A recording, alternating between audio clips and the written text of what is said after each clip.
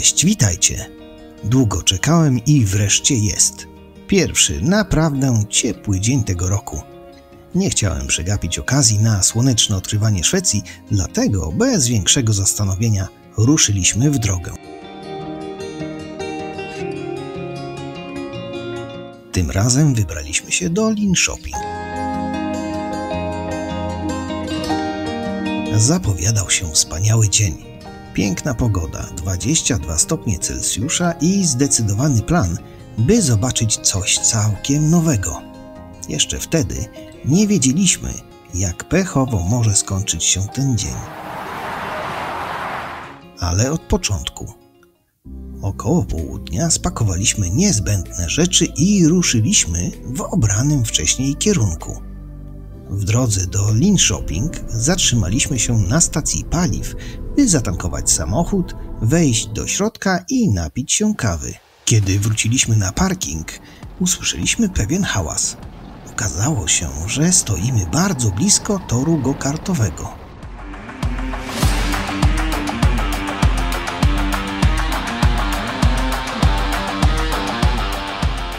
To miejsce to Go-Kart Arena. Są tu dwa tory. Ten zewnętrzny otwierany jest 9 kwietnia, ale przy niekorzystnej pogodzie można skorzystać z toru pod dachem. Nie miałem w planie takiej atrakcji, dlatego ruszyliśmy w dalszą drogę. Zamek Ekenäs położony jest na obrzeżach Linköping. Obecny zamek został zbudowany w XVII wieku na fundamentach średniowiecznej twierdzy z XIV wieku. Jego historia jest ciekawa, ale przytoczę jedynie kilka znaczących faktów, by nie zanudzać. Otóż zamek jest i zawsze był zamkiem prywatnym. Pierwszym właścicielem był Svante Sture. Kiedy król Eryk XIV wstąpił na tron, zaczął zabiegać o przychylność wpływowych ludzi, szczególnie szwedzkiej arystokracji. Jedną z jego strategii zmierzających do osiągnięcia tego celu było nadanie 3 najpotężniejszym szwedzkim arystokratom tytułu hrabiego, co było posunięciem bezprecedensowym w historii Szwecji. Jednym z laureatów tytułu był właśnie Svante Sture. To nazwisko pojawia się bardzo często w historii Szwecji. Jedną z pierwszych rzeczy, które Svante zrobił, by zademonstrować swój nowo odkryty status, było zbudowanie w 1592 roku kamiennego domu na miejscu zamku Ekenäs. Ot i cały początek. Warto wspomnieć, że było tu jezioro otaczające wzgórze zamkowe, jednakże pod koniec XIX wieku zostało osuszone. Postanowiono stworzyć na tym obszarze więcej gruntów ornych. Jak można się domyśleć, nie wszyscy byli zadowoleni z tego powodu. Do dnia dzisiejszego wokół zamku znajdują się podmokłe tereny, które przypominają bagna. Po zakończeniu II wojny światowej zamek popadł w ruinę i zaniedbanie. Wyposażenie zamku było nieustannie plądrowane przez okolicznych mieszkańców. Wytchnienie od takiej eksploatacji zamku przyszło w 1974 roku, kiedy władze szwedzkie uznały go za obiekt o narodowym znaczeniu kulturowym.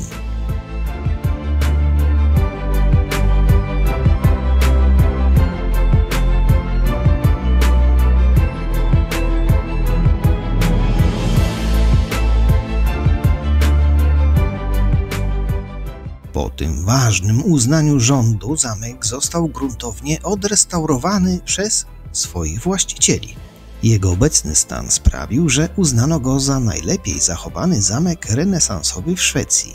Wnętrze zamku zachowało się w nienagannym stanie. No cóż, szkoda, że tego nie zobaczymy. Zamek jest otwarty tylko w okresie letnim. Największą ciekawostką związaną z tym miejscem nie jest jego historia, a fakt, że od 1993 roku co roku w maju i w czerwcu odbywa się turniej rycerski i festiwal średniowieczny.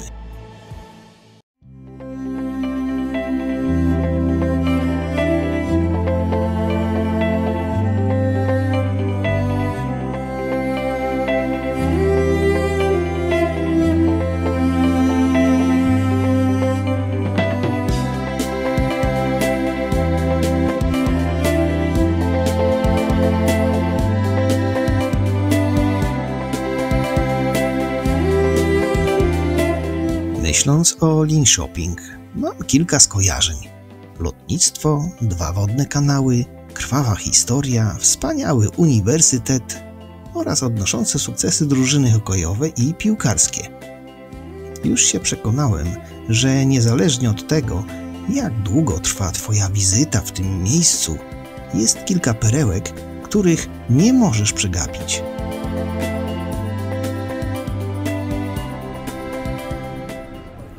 Jedną z takich perełek jest Stura-Torget.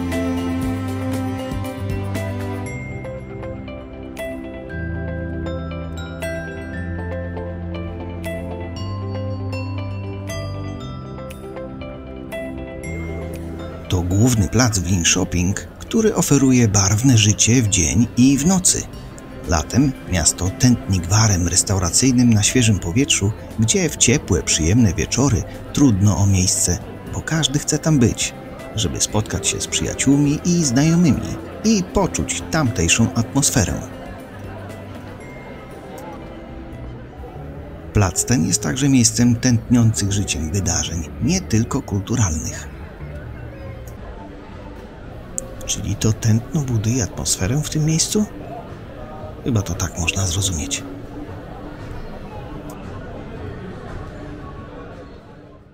Przed chwilą wspomniałem o lotnictwie. W tym niemal 120-tysięcznym mieście są 2 lotniska i lądowisko dla helikopterów, co poważnie ogranicza loty dronem. Doskonale wiem, co mówię, bo jak byłem tu nagrywać film o Muzeum Sił Powietrznych, mój dron zaliczył wypadek, co uwieczniłem w tym filmie.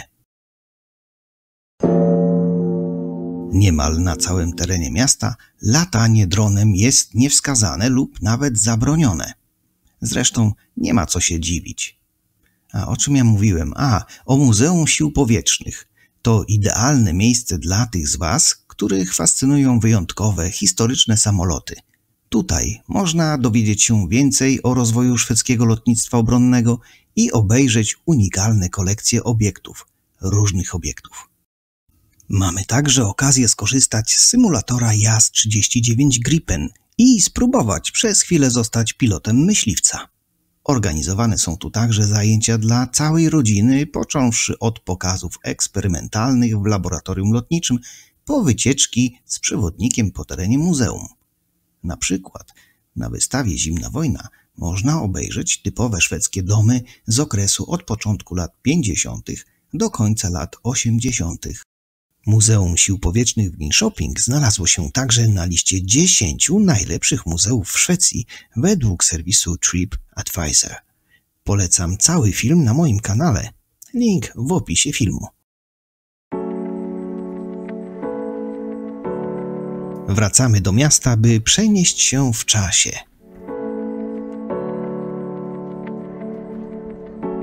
Gamla Linköping, czyli Stare Linköping, sprzed 100 lat to muzeum na świeżym powietrzu. To jeden z największych ośrodków turystycznych w Östergötland i jedno z najczęściej odwiedzanych muzeów w Szwecji, które co roku odwiedza blisko 450 000 osób. Swoją drogą, ciekawe jak oni to mierzą, jeśli wstęp do muzeum jest za darmo. W dzielnicach tego starego miasta znajduje się około 100 drewnianych domów, które zostały przeniesione z innych części Linköping. Otaczają je brukowane uliczki, podwórka i piękne zabytkowe ogrody, w których można odpocząć i cieszyć się chwilą ciszy i spokoju z dala od zgiełku dnia codziennego.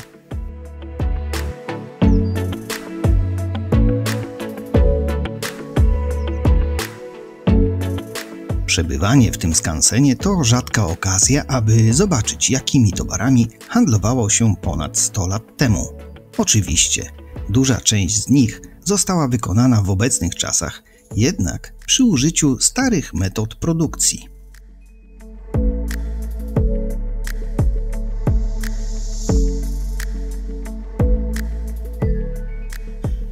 W domach w mieście i na farmie Wala, wiejskiej części muzeum, znajdziesz około 25 różnych środowisk muzealnych i wystaw, które opowiadają o tym, jak ludzie pracowali, mieszkali i żyli w przeszłości. Ale nie wszystko jest tu tylko historią. Są tu też małe przytulne sklepiki, kawiarnie i restauracje, sceny teatralne i parkiet taneczny. Odwiedziliśmy kilka z tych miejsc. Faktycznie można się przenieść w czasie.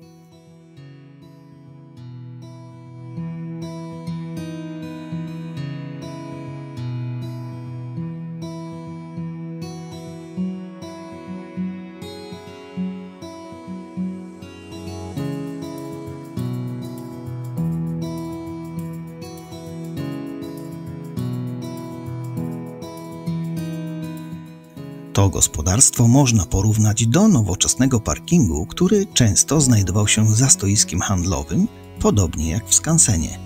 Tam podróżni mogli zaparkować swoje woły, konie i wozy w czasie, gdy zajmowali się swoimi sprawami.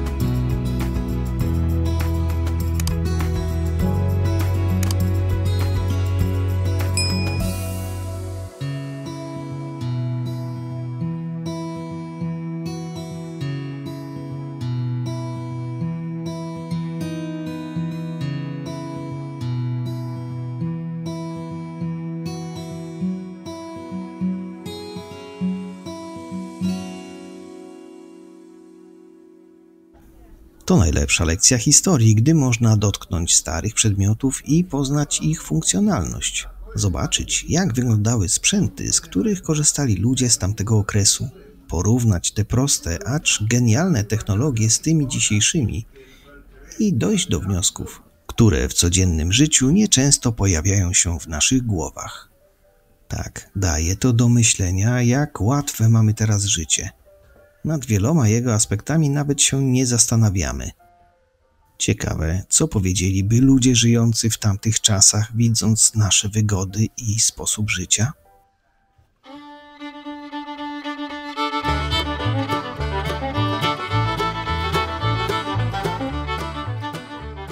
Dla rodzin z dziećmi przygotowano wiele atrakcji. Są tu zwierzęta, minigolf, tory saneczkowe, największy park zabaw w Linköping i kilka innych miejsc przeznaczonych do zabawy.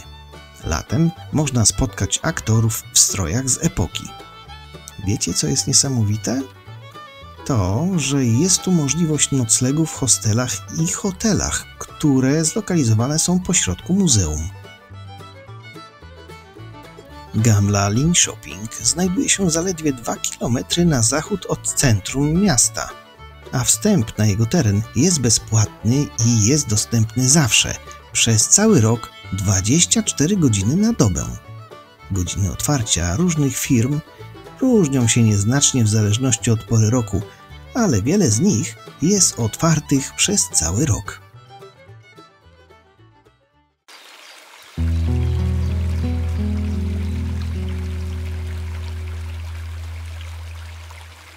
Barrys Slussar to największy zespół śluz na kanale Göta i jednocześnie jedna z najsłynniejszych budowli technicznych w Szwecji. Imponujący system śluz o długości prawie kilometra jest chętnie odwiedzaną atrakcją w małej miejscowości Barry nad jeziorem Ruxen, około 10 km na północ od Linköping. Rozpoczyna się tuż za ujściem kanału przy imponującej śluzie Karl Johans, która składa się w sumie z 7 połączonych ze sobą komór śluzy i pokonuje różnicę wysokości wynoszącą 18,9 metra. Na zboczu góry za schodami śluzy znajduje się bardzo duży basen portowy, który służy jako przystań dla łodzi Beria oraz jako poczekalnia dla łodzi i statków oczekujących na zamknięcie lub otwarcie śluz. Bezpośrednio przy śluzach znajduje się bar z przekąskami i restauracja z kawiarnią oraz pięknie zaprojektowane pole golfowe typu Adventure. Duży parking dla samochodów kempingowych pokazuje, że Barrys Slussar jest bardzo popularnym celem wycieczek krajowych. W bezpośrednim sąsiedztwie śluz znajduje się piękna plaża i ruiny klasztoru Wrieta, najstarszego zespołu klasztornego w Szwecji.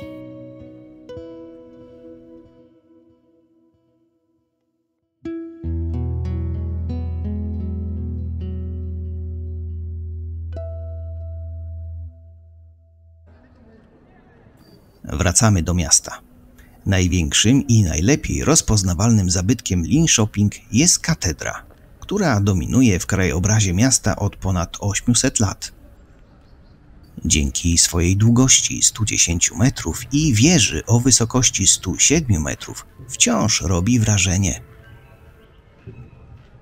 Nie będę skupiał się na datach i ważnych nazwiskach związanych z tą świątynią, bo pewnie nikt ich nie zapamięta.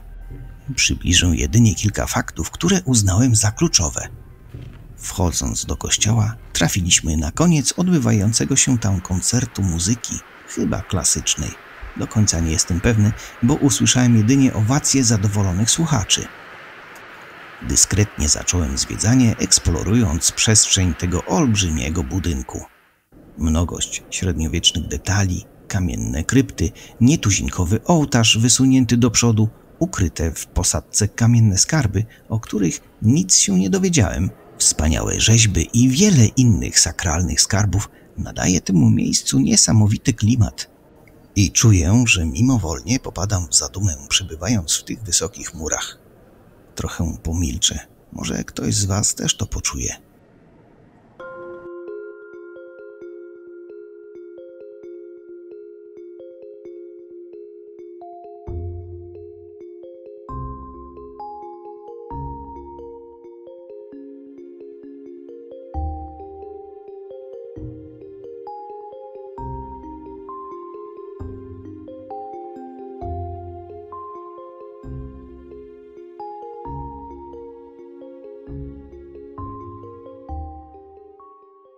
Okazuje się, że katedra w Linköping jest zaraz po katedrze w Uppsali największym, najlepiej zachowanym średniowiecznym budynkiem kościelnym w Szwecji. Budowę pierwszego kamiennego kościoła, Bazyliki Romańskiej, rozpoczęto w latach 20. XII wieku, by ostatecznie ukończyć go około 1500 roku. To wtedy dobudowano oddzielną dzwonnicę.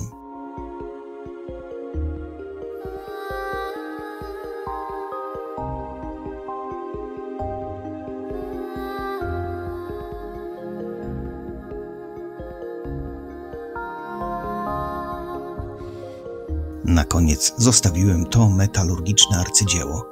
Czy to jest rodzaj drzewka życia z funkcją świecznika?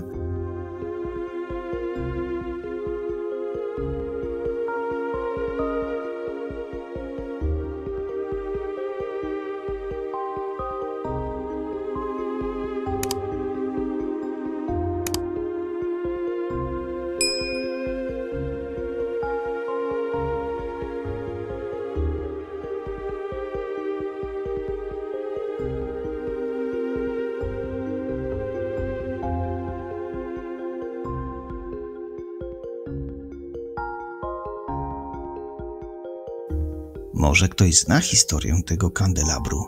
Dajcie znać. Czas wyjść na zewnątrz. Całkiem blisko, bo naprzeciwko katedry w Linköping znajduje się muzeum, w którym podobno ożywa ekscytująca historia miasta, samego zamku i katedry. Powiedziałem podobno, bo nie było nam dane wejść do środka. Muzeum było zamknięte. Jak podaje strona internetowa zachwalająca to miejsce, za naciśnięciem jednego przycisku można przenieść się w czasie o 900 lat. Oczywiście wirtualnie.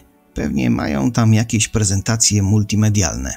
Podobno można wejść na wieżę biskupa, która została zbudowana w 1286 roku i do dziś stoi w nienaruszonym stanie w murach zamku oraz można zobaczyć ukryte tam skarby. W sensie nie w wieży, tylko w zamku. Pomimo że zamek nie robi oszałamiającego wrażenia, ma jednak poważną wartość historyczną. Wcześniej był zamkiem biskupim, do czasu, gdy Gustaw Wasa przekształcił go w zamek królewski i wtedy czyli pod koniec XVIII wieku, stał się rezydencją namiestnika.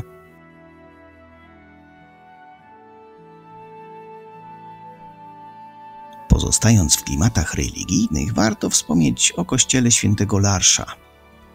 Kościół znajduje się w centrum Linköping i 5 razy dziennie z jego wieży odtwarzany jest dla mieszkańców miasta piękny karylion.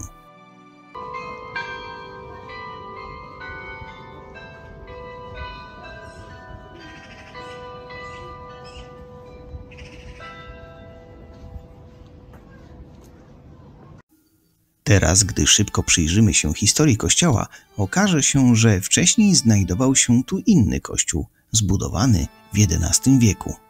To był prosty mały kościół klepkowy, który przez setki lat służył mieszkańcom. Czas zrobił swoje. Uszkodzenia murów i fundamentów były tak poważne, że zdecydowano się na budowę nowego kościoła. W 1798 roku rozpoczęto rozbiórkę leciwej już konstrukcji, by po 4 latach oddać do użytku nowy kościół. Zrobiono to z nadejściem nowego 1802 roku. Kościół znajduje się w ścisłym centrum miasta.